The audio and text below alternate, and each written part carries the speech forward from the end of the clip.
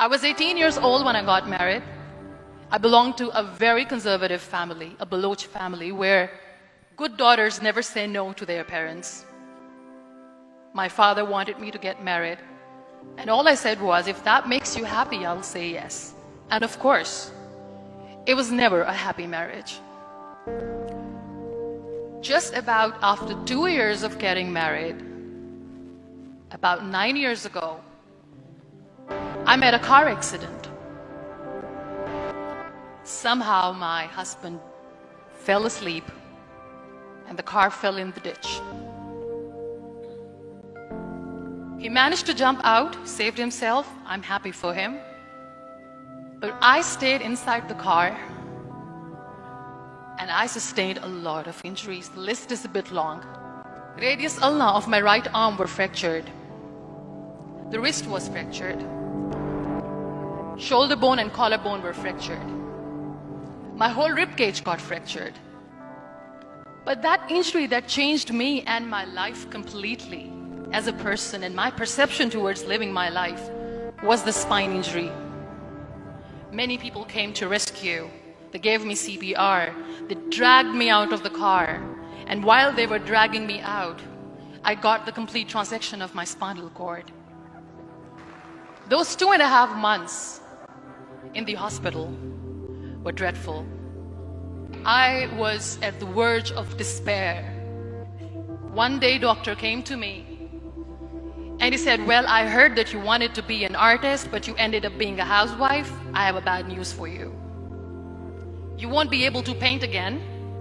Next day, doctor came to me and said, your spine injury is so bad, you won't be able to walk again.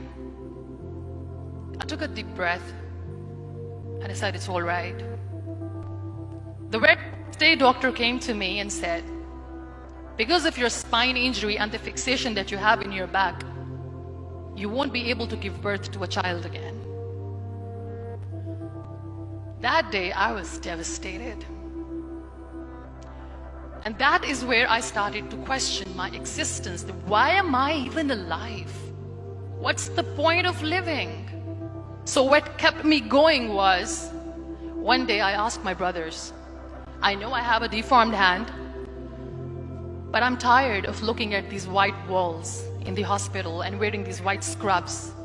I'm getting tired of this. I want to add more colors to my life. I want to do something. Bring me some colors, bring me some small canvas. I want to paint. So the very first painting I made was on my deathbed, where I painted for the very first time. What an amazing therapy it was. Without uttering a single word, I could paint my heart out. I could share my story. People used to come and say, what lovely painting, so much color. Nobody could see the grief in it. Only I could. And that day I decided that I'm going to live life for myself. I am not going to be that perfect person for someone. I am just going to take this moment and I will make it perfect for myself. That day I decided that I'm going to fight my fears. So I wrote down one by one all those fears. And I decided that I'm going to overcome these fears one at a time.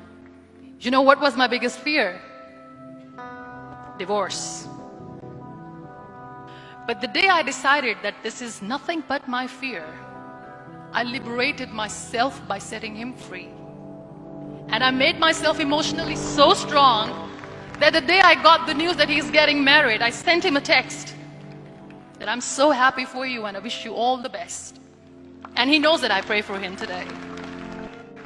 My biggest fear, number 2, was I won't be able to be a mother again. And that was quite devastating for me. But then I realized there are so many children in the world, all they want is acceptance. So there is no point of crying, just go and adopt one. And that's what I did. I gave my name in different organizations, different orphanages. 2 years later, I got this call from a very small city in Pakistan. I got a call and they said, are you Muniba Mazari? There is a baby boy and would you like to adopt?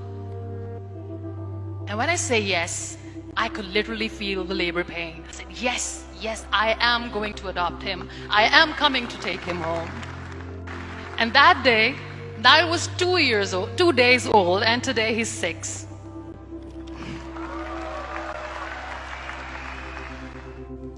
So I decided that instead of starting an NGO for disability awareness, which I know will not help anyone, I started to appear more in public.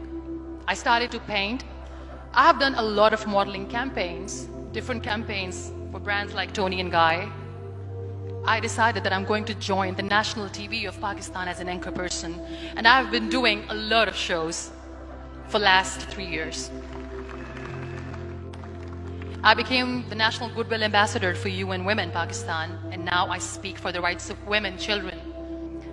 I was featured in BBC 100 Women for 2015. I'm one of the Forbes 30 under 30 for 2016. So when you accept yourself the way you are, the world recognizes you. It all starts from within. We have this amazing fantasy about life. This is how things should work.